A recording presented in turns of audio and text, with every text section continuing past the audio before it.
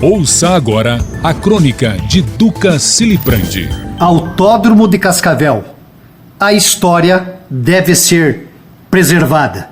Faz-se indispensável mais um comentário complementar acerca de tão polêmico tema que emerge logo agora, antes do dia 6 de outubro. O mote automobilismo em Cascavel merece maiores esclarecimentos. Não pode, por vaidades, amor próprio ou futilidade, que vire trama. Há que se ter lucidez com a história e seus fragmentos. Preservar a memória é o papel preponderante. O que não podemos concordar é que usem e abusem, que façam crocodilagem por questões meramente politiqueiras. Isso protestamos. À guisa de curiosidade, diletantismo, importante buscar um contexto mais repleto sobre a origem do debate. Quem é quem? Aos mais jovens, em especial, é indispensável. Vamos então aos fatos.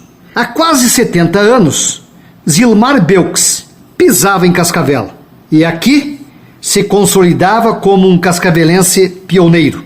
Muito antes também do ano de 73, segundo registros literários, abre aspas, a capital do automobilismo teve como primeiro vencedor de uma prova o pioneiro Tamoio Fedumente, em Cascavel, fecha aspas.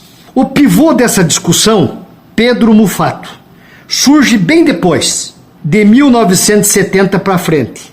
Inclusive, segundo livros, depoimentos e lembranças de gente da época, que ainda se encontra entre nós, Mufato, quando prefeito, no quadriênio de 72 a 76, enfrentou um mandato confuso e bagunçado.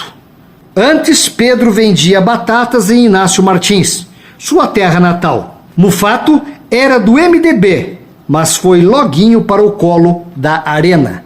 Virou prefeito e piloto. Inclusive, Mufato, poucos sabem, teve um garoto propaganda dos melhores. À época, com apenas a poderosa Rádio Colmeia, comunicando na região, o decano do jornalismo Paulo Martins foi quem, desde então, o projetou. Paulo está aí para confirmar. Portanto, rádio ouvintes, o Pedro Mufato tem todo o direito de usar a sua figura de piloto campeão, que foi, para emprestar a quem bem entender. O que não deve, caro ex-prefeito, é contar a história incompleta, pela metade, por uma questão, acima de tudo, de justiça.